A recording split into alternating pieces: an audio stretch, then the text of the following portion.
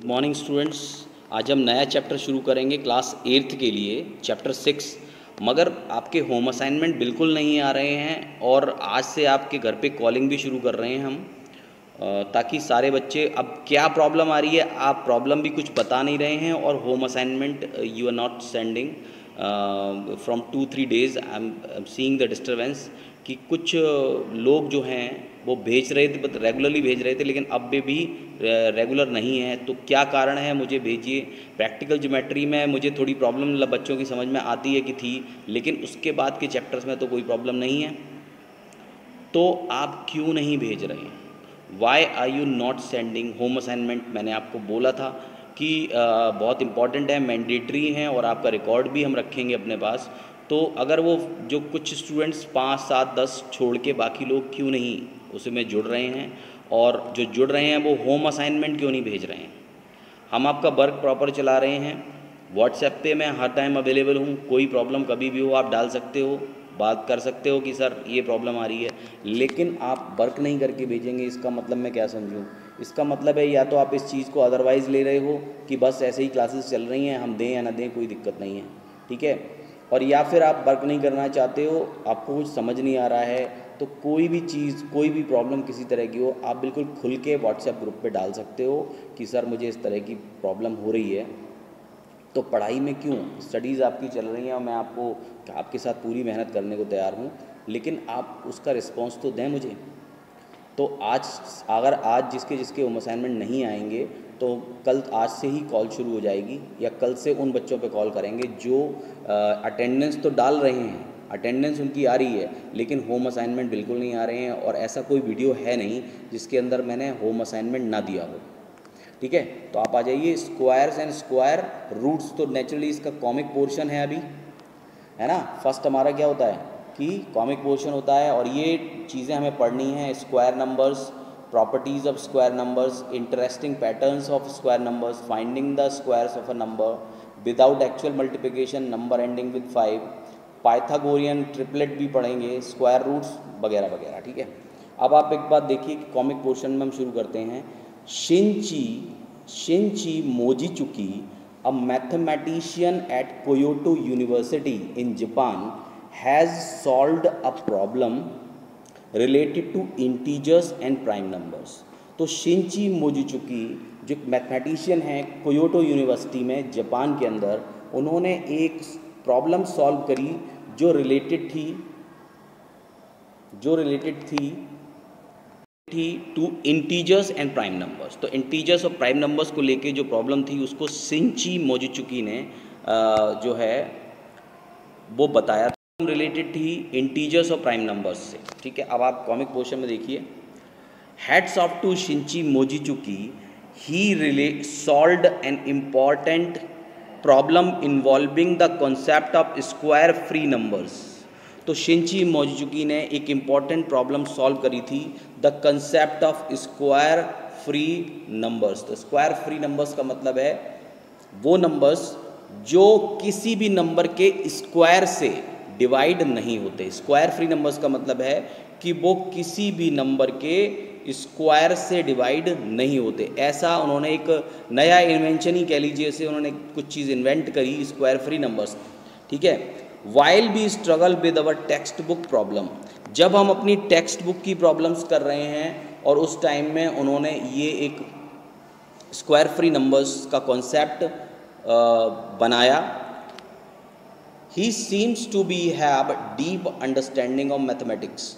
तो एक उनमें से एलियन कह रहा है कि हाँ, ये लगता है कि इनको बहुत डीप अंडरस्टैंडिंग है मैथमेटिक्स की बहुत ज़्यादा इनको नॉलेज है, ठीक है। नेक्स्ट इज, अब देखें इसमें कुछ दिया हुआ, deep understanding of mathematics means knowing the fundamentals of mathematics. आपको अच्छी अंडरस्टैंडिंग मैथमेटिक्स की चाहिए तो आपको दो चीज़ें, there are two things which are very much required if you want to have a deep understanding of mathematics.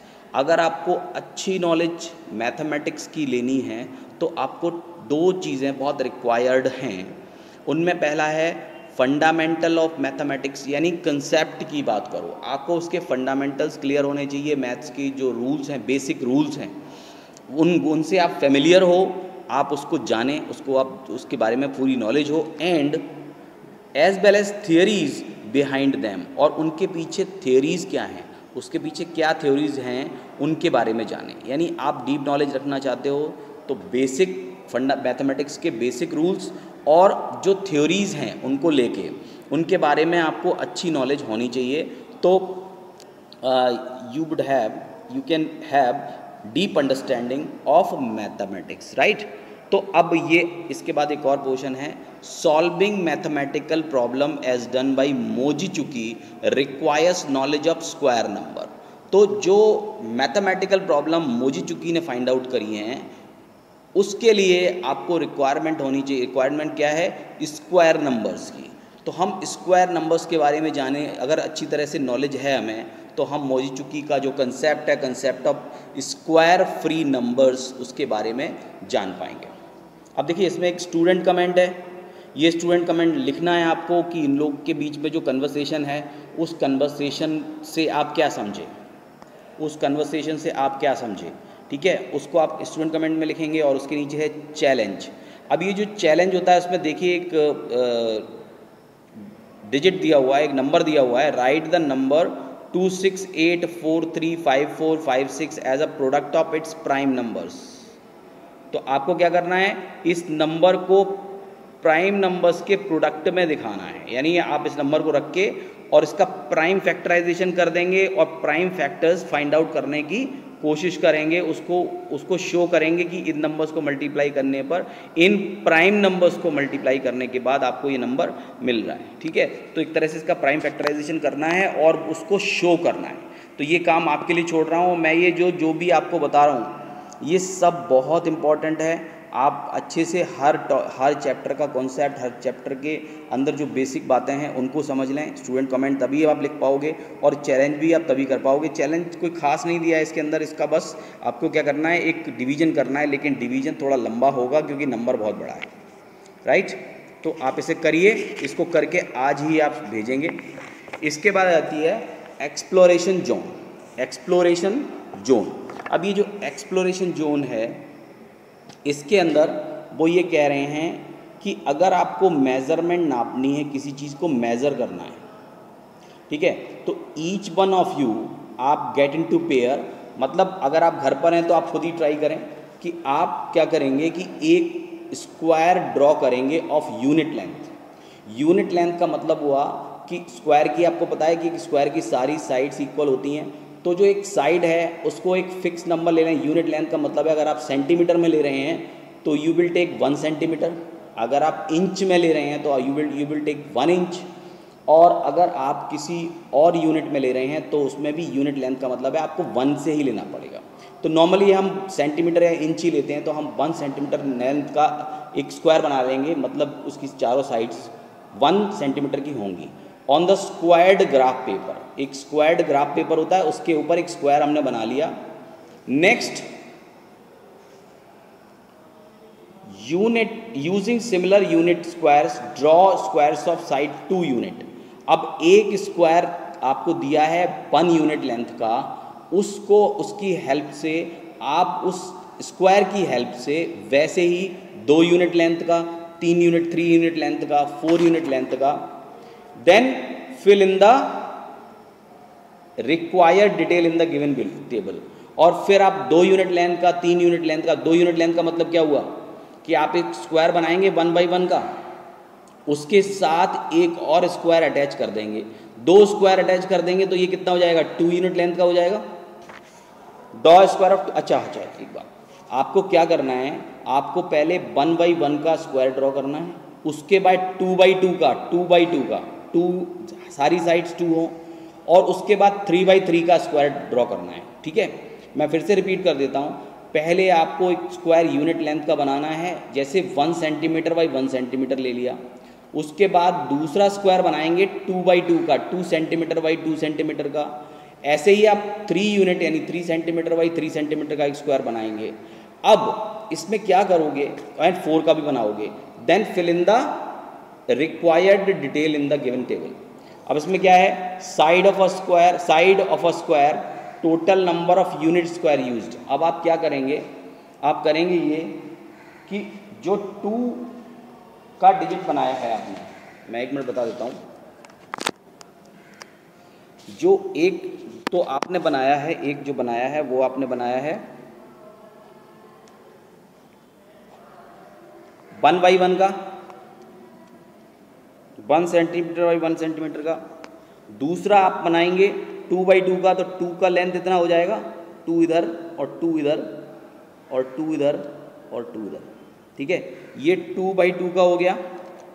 अगर 3 का बनाएंगे तो और बड़ा हो जाएगा।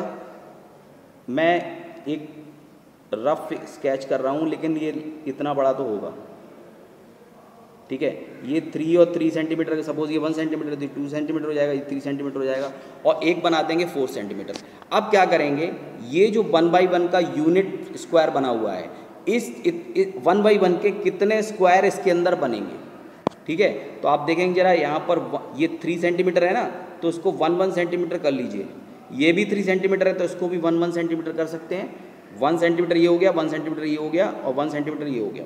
इसी तरह से इसको भी, इसी तरह से इसको भी, और इसी तरह से इसको भी, ठीक है। अब इसको हम देखें, इनको सबको जब हम मिला देंगे ना, तो बात हमें समझ में आ जाएगी।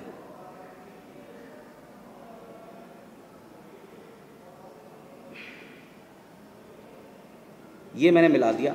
अब देखें इसके अंदर कितने, ये सारे स्क्वायर्स ही बनेंगे। ये थोड़े कम ज़्यादा लग रहे हैं, लेकिन ये 1 बाई 1 के कितने स्क्वायर बन गए इसमें, 1 2 3 4 5 6 7 8 9, तो इसमें 9 स्क्वायर्स बन गए। तो आप यहाँ पर लिखेंगे, जो इसमें टेबल दिया हुआ है, इसमें लिखा हुआ side of a square finding number of units used. तो पहले में 1 यूनिट का था, तो उसमें एक ही स्क्वायर बनेगा। अगर 2 यूनिट का है, अगर 2 यूनिट का है, तो यहाँ पर कितने बने, यहाँ पर 9 स्क्वायर बने, तो आप 9 लिखेंगे। 3 बाई 3 का बनाएंगे, सॉरी 2 बाई 2 का नहीं, 2 बाई 2 में नहीं, मैंने 3 बाई 3 में कर दिया है। 3 बाई 3 में 9 आएंगे, और 2 बाई 2 में आप अपने आप करेंगे। इसके अंदर आप 1 बाई 1 के कितने स्क्वायर्स बना सकते हैं, इसके अंदर जितने भी बनेंगे उतने आपको यहाँ लिखने हैं। 3 वाला मैंने करा दिया, 3 में 9 है, और 4 का भी आप करेंगे। तो इस एक्सप्लोरेशन जोन में जो स्क्वायर्स की एक्टिविटी है, इसको फिल करके आप इसका एक पिक मेरे पास भेजेंगे, ठीक है। तो मैं आपको यही वर्क दे रहा हूँ। एक तो आपको ये करना है, दूसरा आपको स्टूडेंट कमेंट करना है, और चैलेंज भी करना है, ठीक है। और कोई भी प्रॉब्लम होने पर बहुत ज़्यादा वर्क नहीं देता, लेकिन आप उतना उतना करके दिखाते जाएंगे, तो मुझे ये समझ आता जाएगा कि आपको समझ में आ रहा है और आप प्रॉपरली कर रहे हो, ठीक है। और बाकी आज से कॉलिंग तो शुरू हो ही रही है। आप में से जो होम असाइनमेंट नहीं भेजेगा, हम उसे कॉल करेंगे, ठीक है। तो आप फिलहाल इतना ही करें, और बाकी नेक्स्ट वीडियो में मैं बताऊँगा।